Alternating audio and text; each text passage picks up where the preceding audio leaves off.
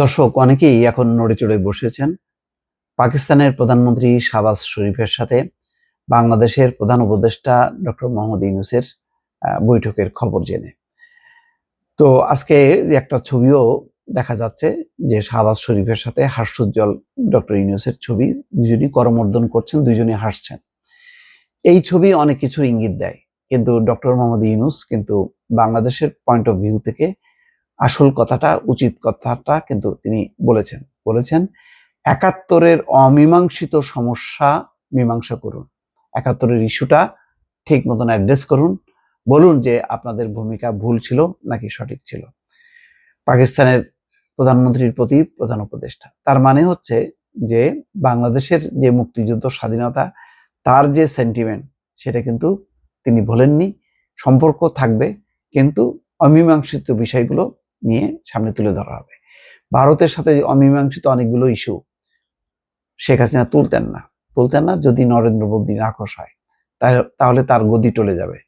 সুতরাং তিস্তার পানি বন্টন সহ সীমান্ত হত্যা, অনেক স্পর্শকাতর বিষয় তিনি অ্যাভয়েড করতেন। কিন্তু এখানে কিন্তু ডক্টর মোহাম্মদ ইউনূস ঠিকই শাহবাজ শরীফের সঙ্গে বৈঠকের সময় সেই ইস্যুটি সামনে তুলে ধরলেন।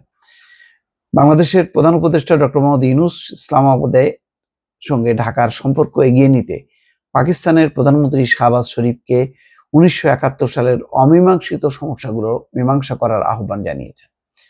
D8 সম্মেলনের ফাঁকে মিশরের রাজধানী কায়রোর একটি হোটেলে বৃহস্পতিবার পাকিস্তানের প্রধানমন্ত্রী শাহবাজ শরীফের সঙ্গে বৈঠক করেন প্রধান উপদেষ্টা ডক্টর মোহাম্মদ ইউনূস। এই সময় প্রধান উপদেষ্টা বলেন, বিষয়গুলো বারবার আসছে, আসুন আমরা সামনে এগিয়ে যেতে সেই বিষয়গুলোর ফয়সলা করি। তার মানে ৭১-এর যে ইস্যুটা, সেটার ফয়সলা করি।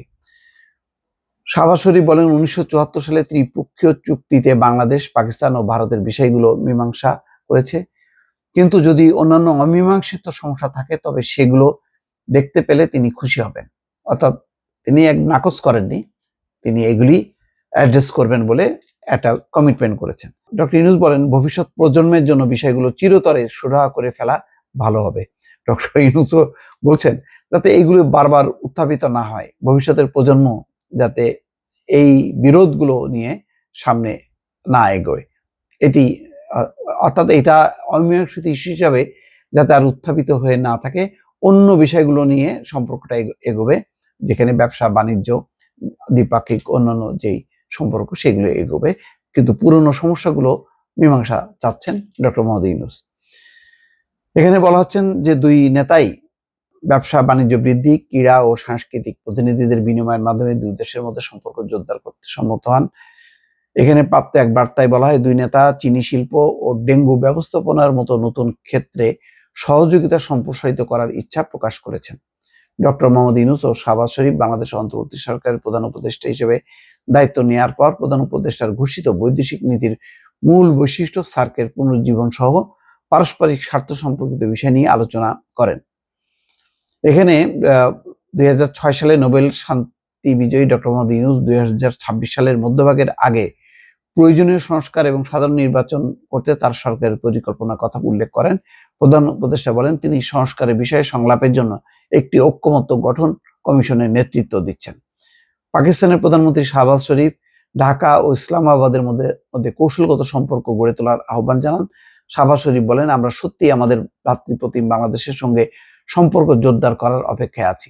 তিনি সার্ক পুনর্জীবন, ডক্টর ইউনূসের উদ্যোগকে স্বাগত জানান এবং আঞ্চলিক সংস্থার শীর্ষ সম্মেলন আয়োজনের সম্ভাবনা নিয়ে কাজ করার জন্য বাংলাদেশকে ধন্যবাদ জানান। ডক্টর মোহাম্মদ ইউনূস পাকিস্তানের প্রধানমন্ত্রী শাহবাজ শরীফকে বলেন, এটি একটি সর্বোচ্চ অগ্রাধিকার।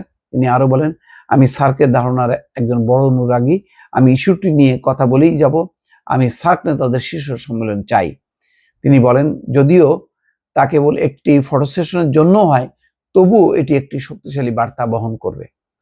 পাকিস্তানের প্রধানমন্ত্রী বাংলাদেশের রাষ্ট্র পরিচালিত চিনি কলগুলোকে আরো ভালোভাবে পরিচালনার জন্য প্রযুক্তিগত সহায়তার প্রস্তাব করেন।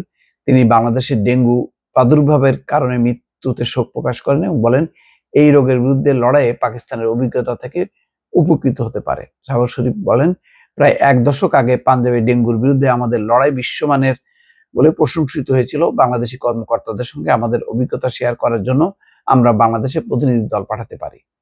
ডক্টর ইউনূস শাহবাজ শরীফকে তার সমর্থনের জন্য ধন্যবাদ জানান এবং আশা প্রকাশ করেন পাকিস্তান ও বাংলাদেশ এই প্রচেষ্টা অব্যাহত রাখবে।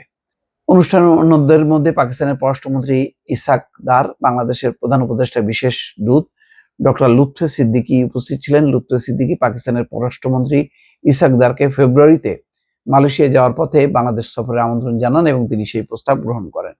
পাকিস্তানের প্রধানমন্ত্রী শাহবাজ শরীফও ডক্টর মোহাম্মদ ইউনূসকে তার সুবিধামতো সময় পাকিস্তান সফরের আমন্ত্রণ জানান। যাক, খুবই একটি ভালো আলোচনা হয়েছে। কিন্তু কথা হলো যে এই আলোচনাগুলো, এই বিষয়গুলো ভারত কোন দৃষ্টিতে দেখবে সেটাও গুরুত্বপূর্ণ। কেননা বাংলাদেশের একেবারেই সীমান্ত প্রতিবেশী বা সীমান্ত লাগোয়া দেশ হচ্ছে ভারত। ভারত যদি এটিকে নেতিবাচকভাবে দেখে তাহলে জটিলতা তৈরি হবে। তবে বাংলাদেশ তার অবস্থান থেকে বিচ্যুত হবে না, আপাতত সেটি ডক্টর ইউনূসের বক্তব্য থেকে পরিষ্কার হওয়া গেছে। ভালো থাকবেন। আল্লাহ হাফেজ।